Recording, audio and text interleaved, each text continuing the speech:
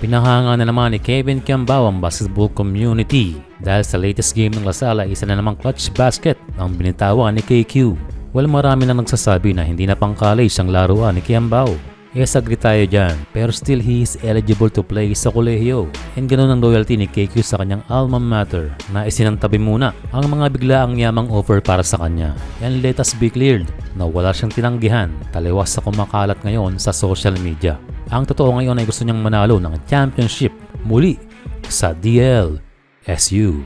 And for this season ay na-reveal ni Kevin Kiambao ang isang bagay na magle-level up pa sa kanyang skill set. At ito ay ang paglalaro ng point guard. Lumabas ang advantage si KQ sa position na ito nitong nakaraang game at doon siya nakapag-step up. Isa sa naging dahilan dahil gumraduate at professional na ang dalawang main guard ng Lasal na sila Mark Nonoy at Evan Nelly. Kaya siya ay natanong ni Coach Topex Robinson. Kung gusto kong mag-explore na maging point guard, willing ako to risk it. Well, tamang sinabi ni KQ na ito ay isang risk dahil mabigat ang pwesto na kanyang dapat punan na naiiwan ni Nonoy at Nelly. Pero nabanggit naman ang salitang explore. Ibig sabihin nito ay i-develop at susubukan dahil tiwala rin si Coach sa kanyang player.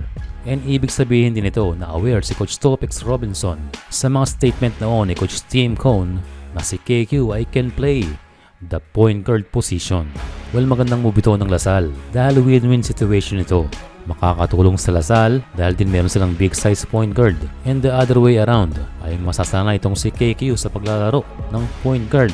And of course magagamit niya ito sa national team at hindi na mahihirapan mag-adjust.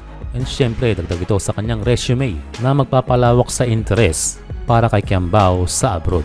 Well, bukod sa KBL ng Korea na naghahantay sa kanya ay napabalita rin na interesado sa kanya ang BC Dubai na sinisimulan ngayon ni 3D Ravenna. Kaya ang totoo ay hindi siya mauubusan dahil offers are coming in habang nagpapakadalubhasa sa kanyang skills. Pero ang best possibility talaga after this season ay tutungo ng Korea itong si KQ.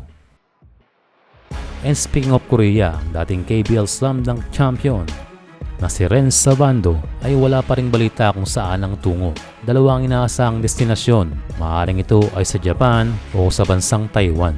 Pero sa ngayon na nagsisimula na ang mga pre-seasons, katulad ng sa Japan, ay mapapaisip tayo kung siya nga ba ay maglalaro pa ngayong taon. Sa ngayong tahimik lang ay baka gulatin na lang niya ang ating mundo. Magsisimula ang regular season ng B-League sa October din sa T1 League ng Taiwan at kung sakaling sa P-League ay sa November ang simula. Pero we can see na hindi naman pressure ditong si Renz. Dahil may pondo naman siya ay maaari niyang reviewin ng maayos ang mga offer at kung saang liga. Kasama na rin ang national team na kung saan siya ay maaring maglaro.